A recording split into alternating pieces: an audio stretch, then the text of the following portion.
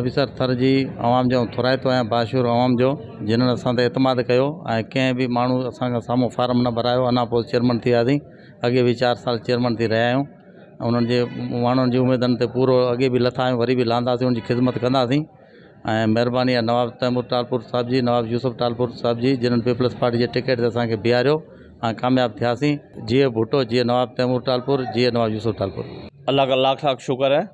यकीनन आप देख रहे हैं नवाब मोहम्मद यूसुफ टालपुर साहब की और हमारे यहाँ के मिनिस्टर नवाब मोहम्मद तैमूर टालपुर की खिदमत का रिज़ल्ट है कि इधर हमारे यूसी नबीसर थर और इस तरह शेर खान चांडियो, यूसी शेर खान चांडियो, इसके रिज़ल्ट आना शुरू हो गए हैं, जो यकीनन हमारे कैंडिडेट अनअपोज आ रहे हैं।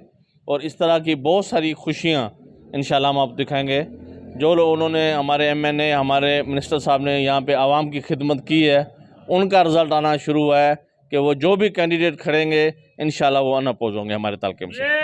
जी भुट्टो सदा जी, जीए भुट्टो, जीए शहीद राणी, जीए जुल्फ़कार अली भुट्टो, जीए असांजो क़ाइद मोहतरम बिलावल भुट्टो, जीए आसिफ ज़रदारी, जीए अदी फरियाल टालपुर। सदा जी। जीअं त पाकिस्तान पीपल्स पार्टी तहलका कुंडरी में मुंहिंजी यूनियन काउंसिल आहे, उन ई मंझि अमीर हसन ख़ासि अली खे मुबारकबाद ॾींदुसि जेको अनअपोज आयो आहे। उन खां पोइ यूनियन काउंसिल शेर खान चांडियो में असांजो जेको आहे सो ex general secretary Pakistan Peoples Party तहलका कुंडरी मलक मोहम्मद चांडियो बि अनअपोज आयो आहे। इहो पीपल्स पार्टी जी ख़िदमत आहे जेको हर माना जेका बि यूनियन काउंसिल आहे उन में अनअपोज अचनि पिया।